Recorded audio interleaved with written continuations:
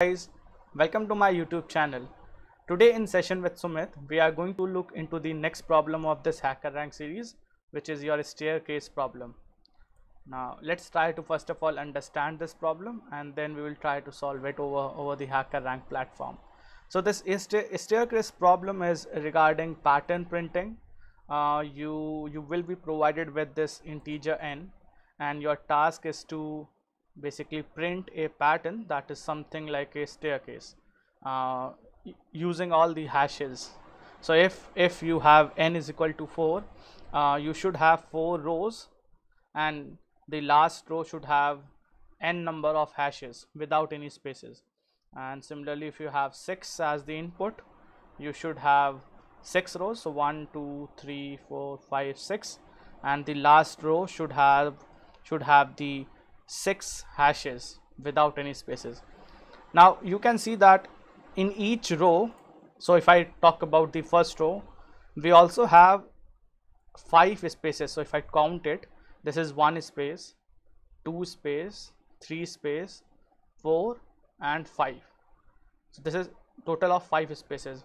In the second row, I have 1 2 3 4, and the third row I have 1 2 3 4, 3, and similarly these are 2 spaces, and finally you have 1 space.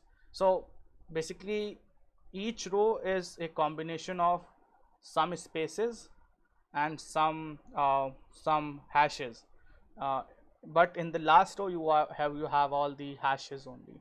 Now before we try to solve this problem over HackerRank platform, let's try to understand the logic behind it. So we need to basically have a staircase. So if I have n is equal to 4, my staircase will look something like this. So I have 1 hash over here, and we have 3 spaces, then 2 hashes and 2 spaces, then 3 hashes, 1 space, then no hash.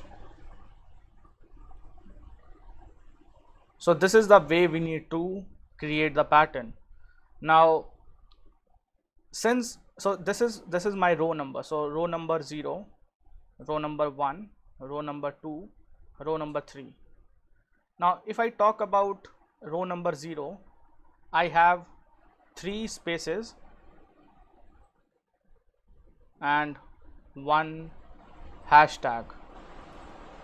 Similarly 2 spaces, 2 hashtag, 1 space, 1 space, 3 hashtag, and 0 space, 4 hashtag. So you can see that how the numbers are changing. This is 3 2 1 0, and this is 1 1, so 1 2 3 4. So sorry, this is downward and this is upward actually. So this is 0 1 2 3 4 like this, and this is 1 2 3 4 like this. So we need to just replicate this logic in our code. For I in range, and since I need 4 rows given n as 4, I can just say range n.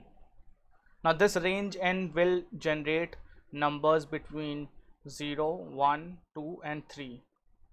Okay, now what I need to print, so I need to print a combination of spaces and hashtag. So in the first iteration, so let's say my iteration number 0, iteration number 1, my I will be 0. I need to print 3 spaces and 1 hashtag. So first of all I need to print a space. So let me define a space. So if you want to define a space, it will be nothing but inverted commas with a space between them. So this is my space, and I will multiply this by n minus I minus 1. Now n minus I minus 1. Now what is this n minus I minus 1? So when I will be in loop number 0, when I is equal to 0, my this will basically generate 4 minus 0 minus 1, which is 3. When I will be in I is equal to 1, this will be 4 minus 1 minus 1, which will be 2. when I is equal to 2, this will be 4 minus 2 minus 1, which is nothing but 1, and when it is I is equal to 3, this is 4 minus 3 minus 1, which is 0. So this is what I need, 3210. So I am getting 3210, and then with this I need to have my hashtag, but this is also needed to be multiplied. So I need 1 2 3 4, so I can just simply have I plus 1.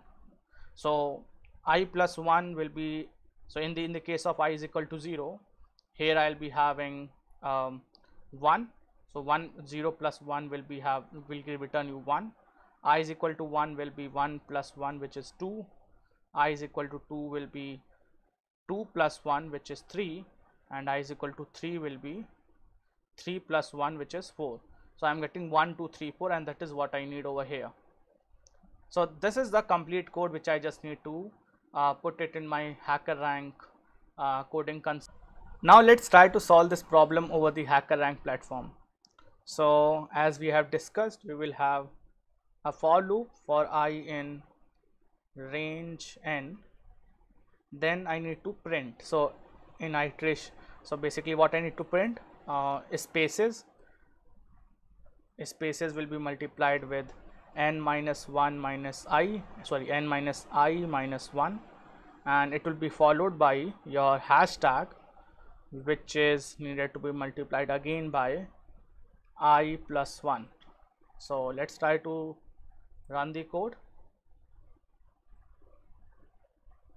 We are able to submit, we are able to run it. So test case 0 passed. Let's submit it, and we are able to pass all the test cases also. So here one thing also required to be looked at very carefully, that this particular function, which is a staircase that we have defined over here, this has not been written to any output text file or any output file, and that is why I'm here using a print command. But if in the case this function is saving your result into some variable, you should be using the return command over here, because print will only return it will only print the output, but it will not be returning the output that can be used for any next operation. So this is a very important thing that you should remember whenever the function is trying to save the output into some variable. Use the return command instead of print. Okay, so we have solved this problem, and let's move to the next problem in the next video. Thank you.